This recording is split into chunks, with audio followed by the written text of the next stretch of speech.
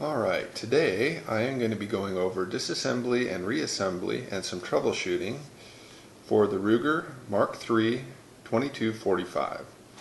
I've had this gun for about 3 days now, and I've gotten intimately familiar with disassembling it and reassembling it and found it to be one of the most temperamental guns I've ever tried to reassemble. And I am posting this because I couldn't find any YouTube videos on troubleshooting, just on disassembly and reassembly, and it didn't really help much. So, let's first check and make sure it's not loaded. As far as safety goes, you can see it's not loaded, I can see it's not loaded.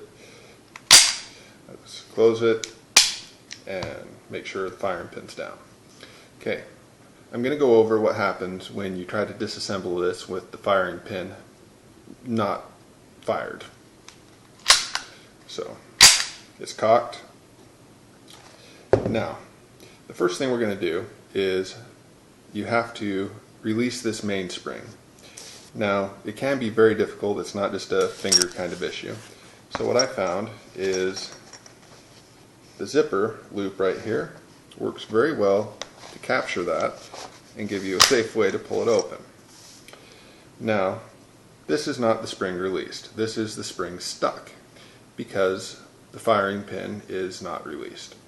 So if you're having the trouble of this not wanting to move, it's because the firing pin is not released.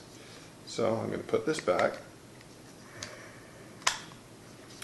I'm going to fire the firing pin. And I am going to try to release this again.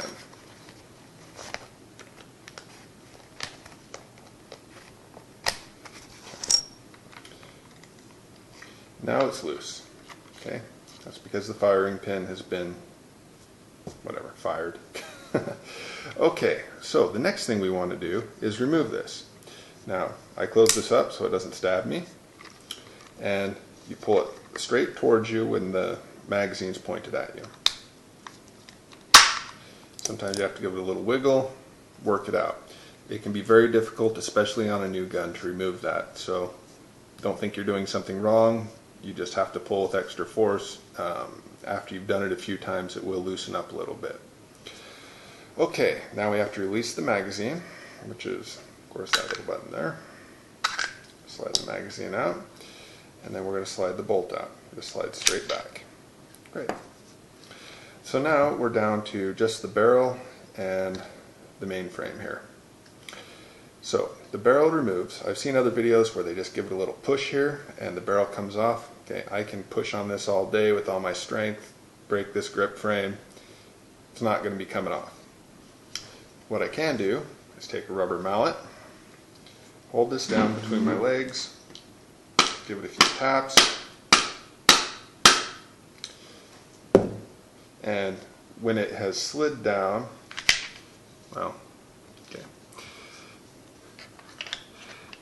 it looks different when it's done. Okay, you can see the backs don't align. This has been pushed forward this way.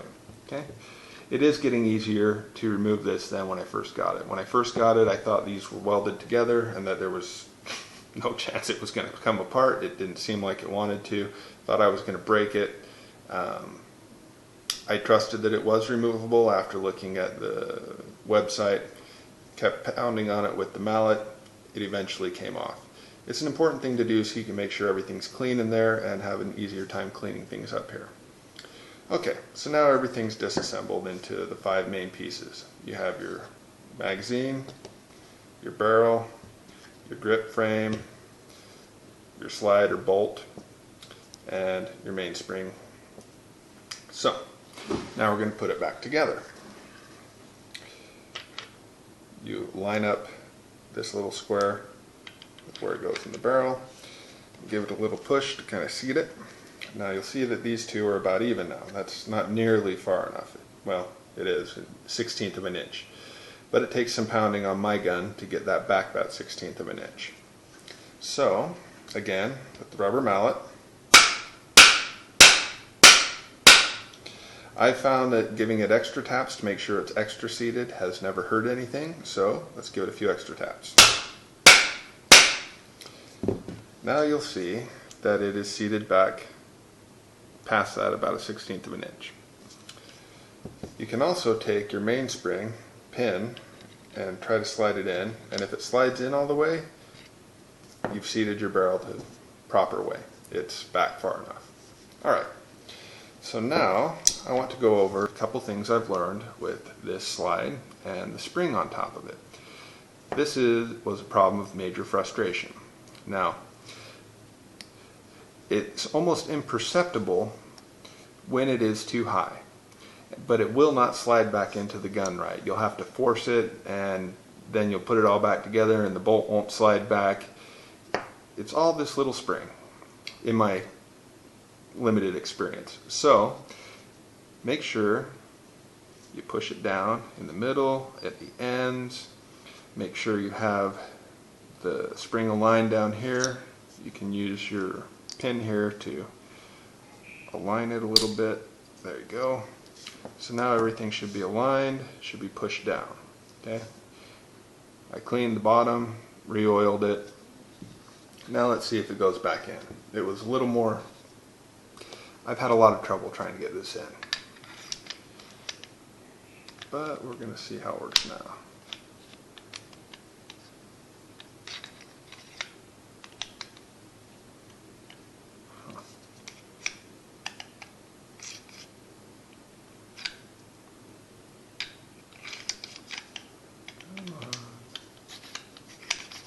There we go.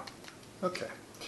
So it did go in, but as you can see, it's not just a simple slides in the first time. This is a pretty new gun. I'm sure some of you can relate to that. Alright, so now it's in. Put a little pressure on this back.